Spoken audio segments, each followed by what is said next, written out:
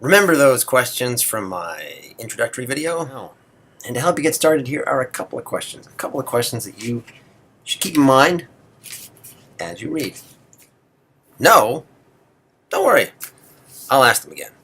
So, on page 1, Holden tells us, I had to come out here and take it easy. So where is here? From where is he narrating this story? That was the first question I asked you. Second question that I asked you, which, like the first question, is reprinted below. Holden Caulfield is the classic unreliable narrator. You may have even heard his name mentioned in connection with the unreliable narrator. I don't know.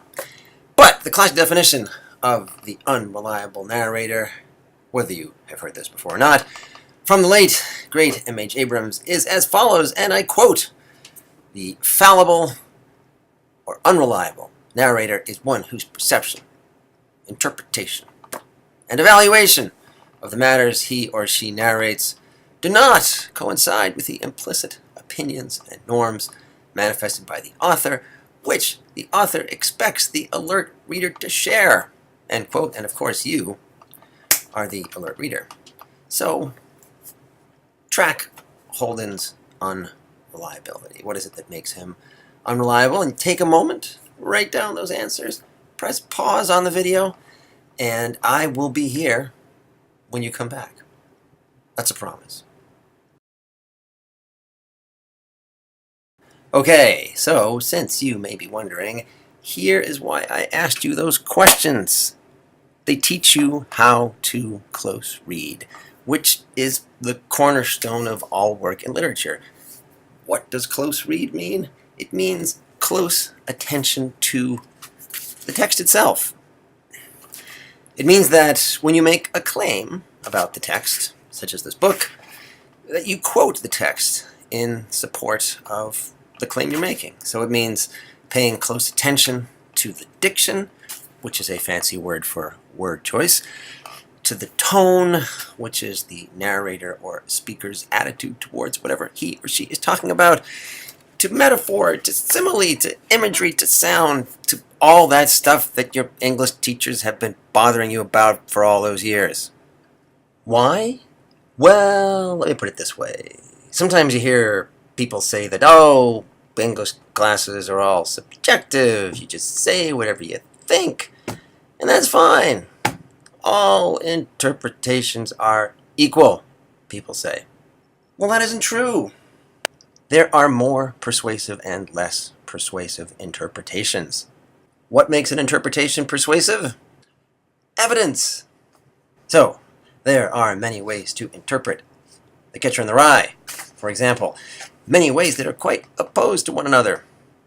But what makes those ways, what makes those interpretations persuasive is how you marshal the evidence, the text itself.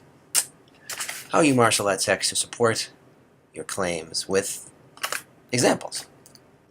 And this book forces you to close read. I mean, if you don't close read, it's kind of confusing, this book. Holden really makes you decipher his clues so you can figure out where the heck he is and what the heck he's talking about. And you have just proven that with what you've written down below.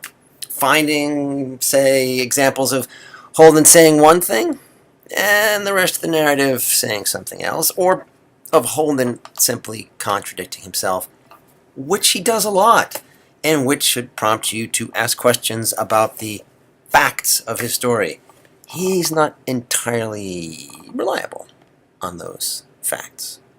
I would argue, though, that Salinger renders Holden so that Holden offers a reliable account of Holden's emotional life, which is what we want to know about, right? On that very first page, Holden says, I'm not going to tell you my goddamn autobiography or anything. I'll just tell you about this madman stuff that happened to me around last Christmas, just before I got pretty run down and had to come out here and take it easy. A few pages later, on page 5, he lets slip that he, quote, came out here for all these goddamn checkups and stuff. A few more pages. Page 9. And he lets slip that madman stuff that he mentions on page 1 happened when he was 16, but now he is 17. So he's dropping hints that he's had some kind of emotional breakdown. And not his first, right? By pages 38 to 39, he's telling us that in response to his brother Allie's death, he, Holden, punched out all the windows on the garage, right? You have to do all the work. You have to put all that together. And so that's why I asked you, where is he telling the story from? As John Green, acclaimed young adult novelist and Catcher in the Rye superfan, puts it, something that I think is really important when you're reading this book is to bear in mind that there are two stories going on. There's the story that Holden is telling, and there's the place from which he is telling it now. There's the Holden he's telling the story about, and there's the Holden who is telling the story, which I ultimately think is really important. This narrative is Holden looking back, reflecting on what happened. The novel is one long narrative digression, Holden's favorite form, incidentally, as he tells you in the second half, quote, I like it when somebody digresses. It's more interesting and all. That's on page 183, for those of you who care, and you should care. Anyway, it's one long narrative digression because he's working through his emotional experience, and emotions have an associative logic to them. They are not strictly chronological. Feelings refer to other feelings. So, what holds the book together then? Well, here's an answer in the form of questions for you to think about as you read the second half of the book. First, symbols. This is why English teachers like the book. Holden keeps returning to ideas and objects that he invests with significance. This is how he conveys those emotional truths, and why I suggested earlier that he may be a more reliable narrator of his emotional experience, at least. So, for example, there is the red hunting hat, there's the question of where the ducks go in the winter, there's the little Shirley Beans record, there's childhood, his own childhood, and of course his sister Phoebe's, and the title of the novel itself. Where do these symbols, where do these ideas recur, and why? Why do they recur? That is, what do they mean? Pick a symbol, track it, think about it.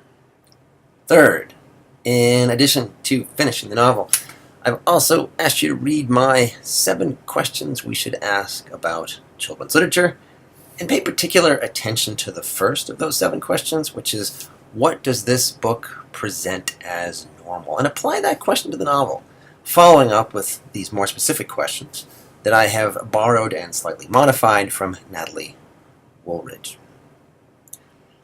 What or whose view of the world or kinds of behavior does the book present as normal?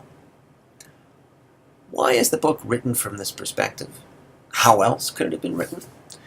What assumptions does the book make about age, gender, race, class, sexuality, and culture, including the age, gender, race, class, sexuality, and culture of the reader, that is to say, you? Whose perspectives does the book present, and whose perspectives does the book silence or ignore? And as I say, those are all adapted from Natalie Woolridge. Fourth, and finally, why has this novel become such a cultural touchstone? In fact, should it be a cultural touchstone? Should it be on the syllabus?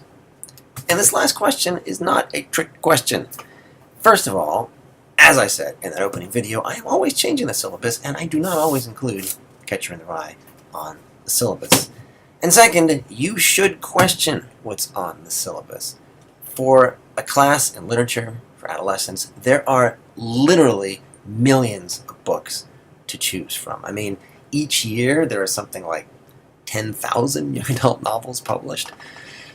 So, should Catcher in the Rye be among the mere 15 that we are reading this semester? And I realize you will better be able to answer that question by the end of the semester than you can answer it now. But think about it. Think about it. We'll talk about it a bit in the next class, and of course we can revisit that for this and all of the books later in the term. As I say, these last 4 questions are questions for next time, questions for when you have finished the book, questions to think about. So, that's all for now. I will see you then.